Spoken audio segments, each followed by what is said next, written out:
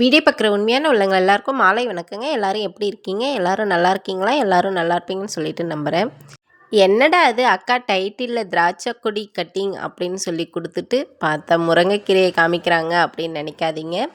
இது வந்துட்டு நேற்று எடுத்த வீடியோ. நேற்று காலையில் நம்ம வீட்டில் முருங்கைக்கீரை பொரியல் பண்ணிவிட்டு கூட பார்த்திங்கன்னா ரசம்தான் வச்சுருந்தேன். ரசத்துக்கு முருங்கைக்கீரை பொரியல் அப்புறம் மாங்காய் ஊறுகாய் இதுதான் தம்பிக்கும் கொடுத்து விட்டுருந்தேன். கதிர் வெறும் ரசம்னாவே நல்லா சாப்பிட்டுப்பான். ஆனால் மாங்காய் ஊறுகாய் அவனுக்கு பிடிக்காது, வேணான்னு தான் சொல்லுவான். இருந்தாலும் நான் வச்சுருக்கேன். மாங்காய் ஊறுகாய் பாப்பா தான் விரும்பி சாப்பிடுவான். கதிர் இப்போ ரெடியாக கிளம்பி வெளியில் உக்காந்துட்ருக்கான். லஞ்சு ரெடி பண்ணி எடுத்துகிட்டு வாமான்னு சொல்லிவிட்டு அவன் சீக்கிரமாக கிளம்பி போயிட்டு வெளியில் உக்காந்துட்றான்.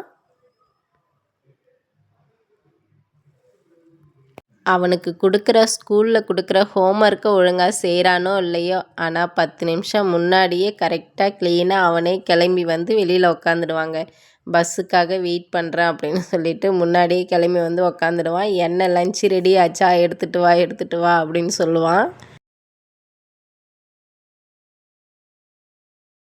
கதிரை ஸ்கூல் அனுப்பிட்டு அதுக்கப்புறம் வீட்டுக்குள்ளே பார்த்தீங்கன்னா 1 மணி நேரம் 2 மணி நேரத்து வேலை இருந்தது. அதையுமே முடிச்சிட்டேன். அதை முடிச்சுட்டு அதுக்கப்புறமா மேலே வந்தேன். காலையிலே பார்த்தீங்கன்னா இன்றைக்கி செடிக்கெல்லாம் தண்ணி விட்டுட்டு போயிட்டேன். காலையில் தூங்கி எழுந்திரிச்சதுமே எப்போவுமே வேலையாக செடிங்களுக்கு தண்ணி விடுவோம் இல்லையா, அதே மாதிரி விட்டுட்டு கீழே போயிட்டு கதிரை ரெடி பண்ணி அவன் வேலையை முடித்து அவனுக்கு லஞ்சும் ரெடி பண்ணி அவனுக்கு ஸ்கூல் அனுப்பிட்டு அதுக்கப்புறமா தான் நான் மேலே வந்தேன். கிளைமேட் பார்த்திங்கன்னா ஃபுல்லாக நல்லா சேஞ்ச் ஆகிருக்குங்க. ஒரு மாதிரி ஜில்ஜில்னு நல்லா இருக்குது. சரி, மேலே வந்ததும் நல்லா இருந்தது. ரோஜா பூ பாருங்கள் பூத்துருக்கு. இப்போ ரோஜா செடியெல்லாம் இந்த மழை தூர ஆரம்பித்ததுக்கப்புறம் பார்த்திங்கன்னா நல்லா துளிர் வந்துட்டுருக்குது. இன்றைக்கி நம்ம செய்ய போகிற முக்கியமான வேலை என்னென்னு பார்த்திங்கன்னா, இந்த திராட்சை கொடி தாங்க நம்ம கட் பண்ணி விட போகிறோம். புனிதாக்கா பார்த்திங்கன்னா நிறைய கமெண்ட்ஸில் சொல்லியிருக்காங்க, திராட்சை கொடியை கட் பண்ணி விடுமா, உனக்கு தெரியலனா அதை நீ நெட்டில் சர்ச் பண்ணி பாரு, திராட்சை கொடி எப்படி வளர்க்குறது அப்படின்னு சொல்லிட்டு நீ சர்ச் பண்ணி பார்த்தனா உனக்கு தெரியும், புரியும். நீ அதை சர்ச் பண்ணி பார்த்துட்டு அதுக்கப்புறமா அதை கட் பண்ணி விடுமா அப்படின்னு சொல்லிட்டு கமெண்ட்ஸ் பண்ணியிருந்தாங்க.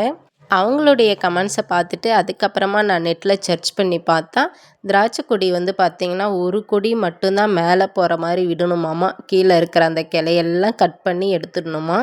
கிளை சைடில் வராமல் மேலே ஒரே ஒரு சிங்கிள் கொடி மட்டும் நல்லா பந்தலுக்கு போகிற மாதிரி விட்டு அதுக்கப்புறமா கட் பண்ணி விடணும் அப்படின்ற மாதிரி சொல்லியிருக்காங்க. நம்ம திராட்சை பழஞ்செடி வளர்க்குறதுல இது தானே ஃபஸ்ட்டு. நமக்கு இன்னும் அனுபவம் பத்தலை இல்லையா. சரி, இருந்தாலும் நெட்டில் சர்ச் பண்ணி பார்த்துட்டு சரி அந்த மாதிரி கட் பண்ணி விடலாம். அக்காவும் பார்த்திங்கன்னா திரும்ப திரும்ப சொல்லிகிட்டே இருந்தாங்க எனக்கு கமெண்ட்ஸில்.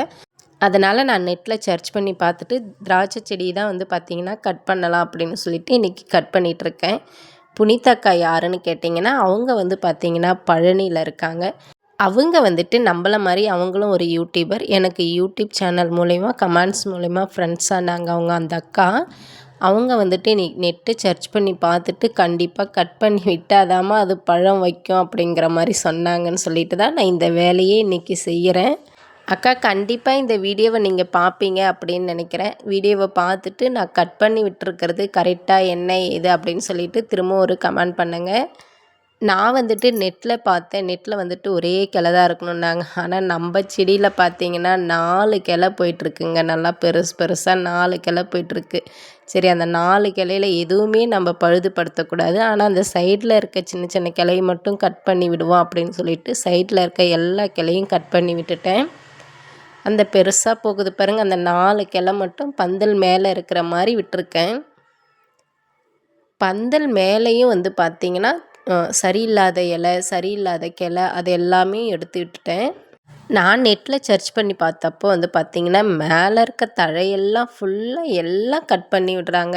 ஆனால் எனக்கு அந்த மாதிரி கொஞ்சம் கட் பண்ணி விடுறதுக்கு பயமாக இருந்தது. அதனால் மேலே இருக்க தழையில் 1, 2 தேவையில்லாத இலையை மட்டும் எடுத்துகிட்டு மீதி எல்லாம் அப்படியே விட்டுருக்கேன். கொஞ்ச நாள் போகட்டும், அதுக்கப்புறம் கூட பார்த்துப்போம் அப்படின்னு சொல்லிட்டு இந்த சரியில்லாத தழையெல்லாம் கட் பண்ணி எடுத்துட்டேன்.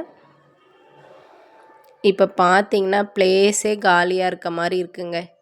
ஃபுல்லாக நிறைய தழையாக இருந்தது. இப்போ பார்த்தா தழையே இல்லாமல் இருக்குது. இதுதான் நம்ம திராட்சை பழம் கொடி இப்போ இருக்கிற ஸ்டேஜு. அடுத்ததாக வந்து பார்த்திங்கன்னா, இந்த மழையில் வந்துட்டு பார்த்திங்கன்னா, இப்போ காற்று மழை வந்தது இல்லைங்களா ஒரு வாரமாக, அப்போ வந்துட்டு இந்த கிளை ஒன்று சாஞ்சு போயிடுச்சு அப்படின்னு சொல்லிட்டு ஏற்கனவே வீடியோவில் சொல்லியிருந்தேன். சரி அதையும் கட் பண்ணி எடுத்துடுவோம், அதில் தேவையில்லாமல் இந்த மாதிரி பழுத்து போயிருக்க இலையெல்லாம் கட் பண்ணி எடுத்துடுவோன்னு சொல்லிவிட்டு அதையுமே கட் பண்ணி க்ளீன் பண்ணேன். இந்த இடத்தையுமே வந்து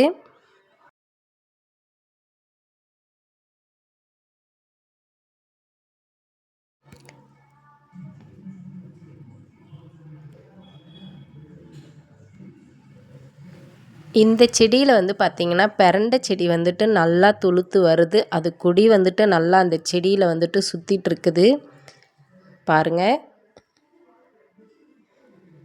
இந்த பக்கமும் ஒரு கொடி போயிட்டுருக்குங்களா, ஃபுல்லாக இது மேலேயும் ஏறிட்டுருக்கு. சும்மா ஒன்று தான் அப்படி ஊனி விட்டு, ஆனால் பார்த்திங்கன்னா அந்த பெரண்டை செடி நல்லாவே வலுத்து வருது. இந்த சிகப்பு தண்டுக்கிற விதை போட்டோம் இல்லைங்களா, அது பாருங்கள் எந்த அளவுக்கு செடி வந்திருக்குன்னு சொல்லிட்டு. இந்த தொட்டியில் வந்துட்டு நம்ம காலிஃப்ளவர் விதை போட்டோம் இல்லைங்களா, அது வந்துட்டு எது காலிஃப்ளவர் செடி இல்லை செடி வந்திருக்கா வரலையானே தெரியல எனக்கு. எல்லாமே குட்டி குட்டி செடியாக ஒரு மாதிரி அந்த கீரை பூண்டு இருக்குது இல்லைங்களா, அதுதான் நிறைய இருக்குது. சரி இருந்தாலும் விட்டு வைப்போம், இன்னும் ஒரு கொஞ்ச நாளைக்கு டிஃப்ரெண்ட்டாக ஏதாச்சும் செடி வந்ததுன்னா அதுதான் காலிஃப்ளவராக இருக்கும் அப்படின்னு நம்ம முடிவு பண்ணிக்கலாம் அப்படின்னு சொல்லிட்டு அதை அப்படியே விட்டுருக்கேன்.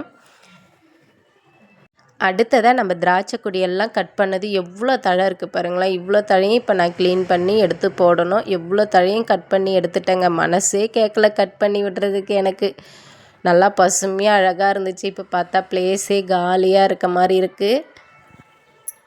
பாப்போம் பழம் வைக்கிதா என்ன ஏதுன்னு சொல்லிட்டு. அந்த குட்டி குட்டியாக பூ மாதிரி இருந்ததும் ஒரு மாதிரி கருகி கருகி போகுது. கிட்டத்தட்ட 1 வருஷம் ஆகுமாமா திராட்சை பழம் வைக்கணும் அப்படின்னு சொல்லிட்டு நெட்டில் தான் பார்த்தேன் நானுமே. தொடர்ந்து பார்ப்போம் பழம் வைக்கிதா என்ன ஏதுன்னு பார்ப்போமே.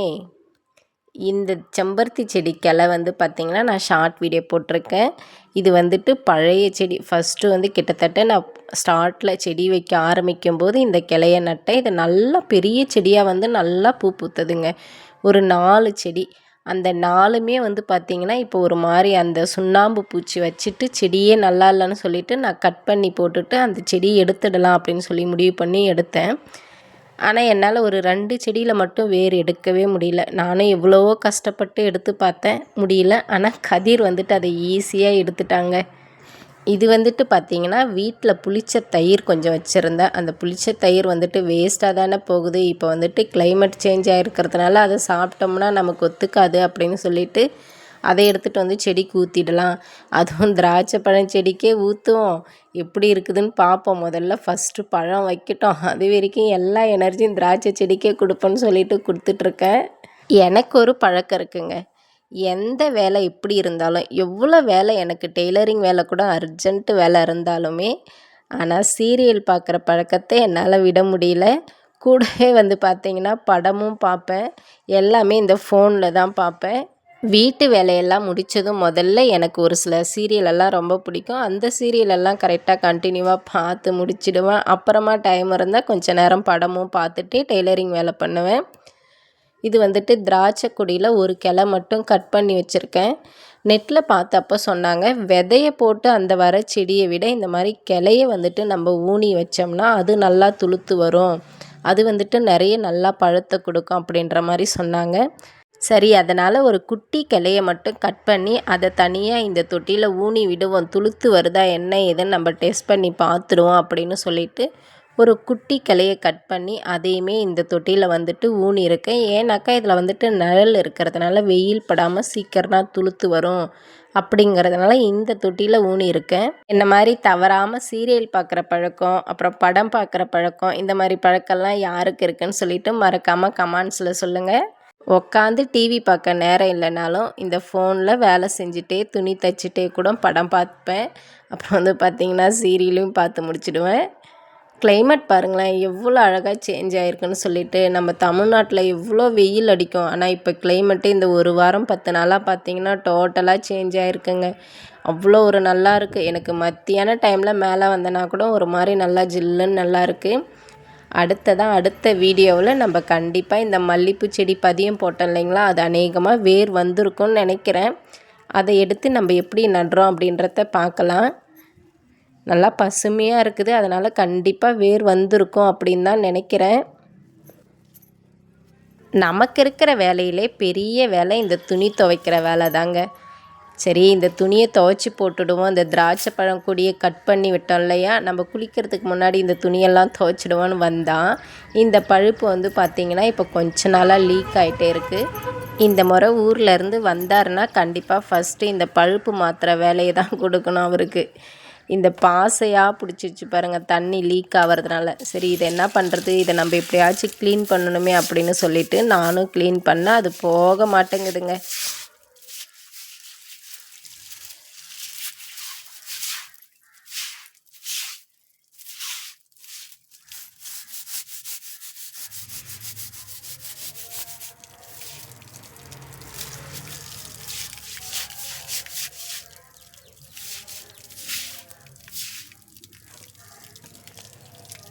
எப்படி தேய்ச்சாலும் அது போகிற மாதிரி தெரியல. இது வந்து பார்த்திங்கன்னா நான் இந்த மண் கிளறி விடுறதுக்காக வச்சுருக்கேன். சரி, அதை எடுத்து நம்ம நல்லா சுரண்டி பார்ப்போம் அப்படின்னு சொல்லிவிட்டு அதை எடுத்து கொஞ்சம் சுரண்டதுக்கப்புறம் பார்த்திங்கன்னா லைட்டாக கம்மியாச்சு.